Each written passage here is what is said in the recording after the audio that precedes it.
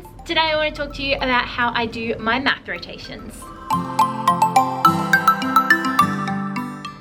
So a while ago, I storied on my Instagram a little bit about how I was going to do my math rotations this year. I loved the concept of math rotations, however, I could never really make them work in my classroom. I always found that doing 3 or 4 rotations in a 45-minute block never quite worked for me. I teach year 6, so I had my content and it was quite heavy content, or I wanted them to get through quite a bit. And I just found that it just never really worked, or we got through 2 and we ran out of time, or there was unfinished work, or it just didn't work. Anyway, this year I decided I really wanted to give rotations a really good go.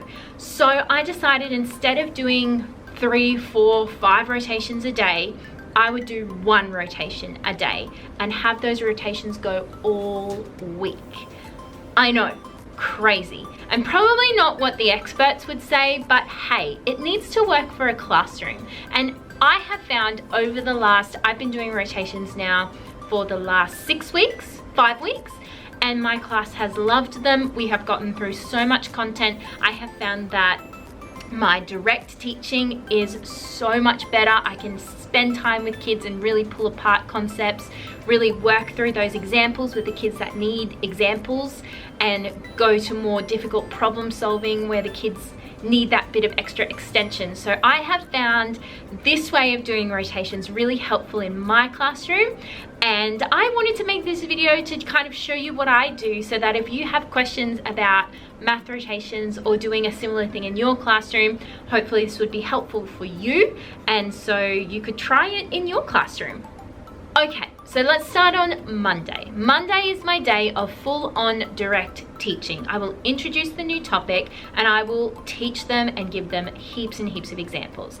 Now, generally what I will do very first on a Monday is I call it my PT session. So that just stands for placement tests. And that test doesn't go on their report card. It really doesn't do anything except for give me information about what they already know about the topic.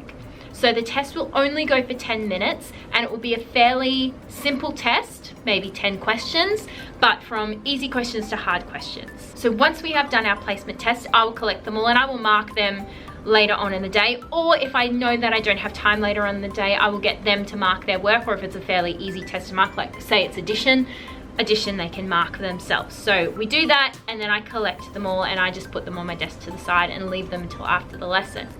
For the rest of the lesson, we will focus on that topic. So say we are doing addition, I will start with doing heaps of examples. So starting small, like 2-digit plus 2-digit, then going up to greater, and doing lots and lots of drills and examples. Monday, done. It's pretty much drills and examples and the PT test. So lots and lots and lots of direct teaching is what I do. Then we come to Tuesday, Wednesday, Thursday, Friday. Now, this is where those PT tests will come in handy, because what I do on a Monday afternoon is I have a look at their scores and I pretty much split them into 4 groups. One group being the top group, and then so on and so forth. And then I decide where they're going to start. So at the moment I'm quite fortunate. I have 24 kids in my math class, so they split evenly into 4 groups, which is amazing. So I split them, and then I decide where they're going to start. So generally, my kids who haven't quite grasped the concept will start with me at Meet the Teacher. My top kids who really grasp the concept, they will start at Your Seat, which is doing, I'll explain that in just a moment. So they'll start at Your Seat, and then the middle 2 groups will either start at Hands-On or Tech Time. So on Tuesday through to Friday, we don't just do rotations the whole day, because that would be a bit boring. So what we do is I kind of break it up. If I need to do any teacher directing or bringing them back in, or just going over any mistakes that I've seen throughout the week, I will do it in this time here. If I don't need to do any direct teaching, we will do mentals. And I'm going to show you some resources in a minute as to what I do and how I set them up. But we will do mentals for the first 15 minutes, and then the last half an hour we will go into rotations. Now, I wanted to show you my resources and how I set it all out and what I do. So, some books that I use, I've just collected them over the course of my 7 years of teaching, but I thought I would show you anyway so that you could find something similar if you wanted to, or any of those kind of things. So, my Mentals book, I use one of these, and all I do is I photocopy the page each week. Can you see? I photocopy a page each week, and even though it says Monday, Tuesday, Wednesday, Thursday, we do it Tuesday, Wednesday, Thursday, Friday. So that's my Mentals. There's 20 questions there. I give my sixes 5 minutes to do those questions, and then we mark it by going around the room. They will say an answer, or if they don't have an answer, they will say pass. And then I just do a hands up gauge, you know, at the end. Hands up who got 20, 19, 18, 17, 16, and I stop at 15, and I'm like, okay, great, fantastic. But that is pretty much our warm up for the maths lesson, is that book there. From there, we go into our rotations. So I'm gonna start with Meet the Teacher first. I have my rotations in these colorful folders. There's 4 folders. 4 rotations, here they are. So I have these folders. We're gonna start with Meet the Teacher. There's nothing in this folder because I don't need anything in this folder. Sometimes I will keep worksheets in there. Oh, see, like there's stuff in there at the moment, but I haven't used those this week. That's from a previous week. So if I need anything, I will put this in here. This is pretty much a folder for me. What I do with Meet the Teacher is I use some textbooks that I have. So these are just 2 textbooks that I pulled from my shelf, and I will pull questions and problem solving questions from these books to work through together. We pretty much just do examples, and I go through more individually with them. I can check their work to see if they're doing it correctly and all of those kind of things. At your seat. At your seat is self-explanatory. It's at your seat. So in this folder, you will find a ta-da! Instructions page. Now on this page we'll have what I want you to do, and generally it will be a page out of our math textbook that we have that they will need to complete for that week. They will do that, and then I have some extension questions. This week we've been doing division revision, and they had some extension problem solving questions that they need to do. If they finished all that, then down the bottom they were able to go onto an app that I like to use called Study Ladder, and they were doing a division pod in there. So there's plenty of activities on there. Now most of my kids this week only actually got the signpost page done because there was a lot involved in that, but that was okay because that's what I wanted them to get done. So that is at your seat. It's generally workbook orientated or worksheet orientated. I want them to really get those drills and to practice, practice, practice. Tech time.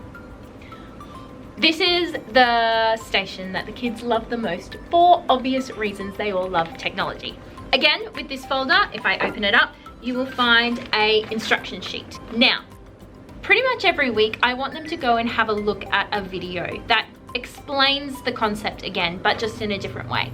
So this week, I wanted them to have a look at the BrainPop video. So I put some instructions there about how to actually log into BrainPop, and then I put the QR code on the back that they can scan.